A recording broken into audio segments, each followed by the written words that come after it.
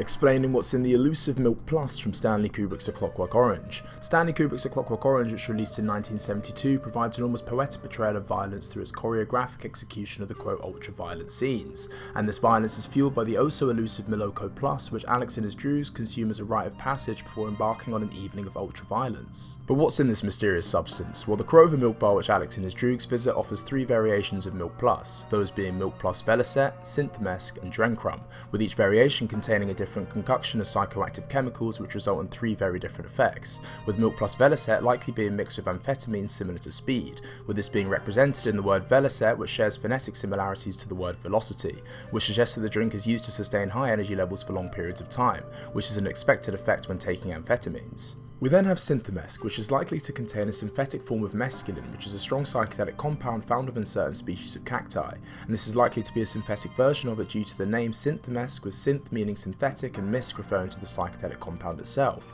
with Synthemesk likely being the more relaxing of the three drinks, with many describing the effects of mescaline to induce a dreamlike state when administered, and Anthony Burgess, the author of A Clockwork Orange, likely decided to include this chemical as many in his circle at the time admit to using mescaline to assist them in their writing endeavours. And finally we have Drencrum, which is what the Druids are drinking during the opening scene of the film, that likely containing adrenochrome due to the close relationship between the two names, and adrenochrome, which refers to oxidized adrenaline, is said to cause dramatic changes in behaviour through the drug's dissociative effects, which is likely why we see the Druids are able to commit such heinous crimes with a seemingly euphoric smile on their faces, with adrenochrome likely being the primary cause of Alex's psychotic tendencies, as research into adrenochrome in the 50s and 70s often triggered psychotic breakdowns within its test subjects due to a prolonged state of derealization which the drug induced. However, the reason for Alex and his Druids choosing to drink Miloko Plus as opposed to alcohol is solely due to the fact that Alex and his Druids are actually underage, with the law in this reality not extending to the prohibiting of psychedelic compounds being sold to minors, with this being the catalyst for the Druids' frequent visits to the Clover Milk Bar. And exposure to these drugs, especially adrenochrome, is likely to also be the reason for Alex's association between violence and happiness, with him likely being in a prolonged state of derealization through frequent use of adrenochrome,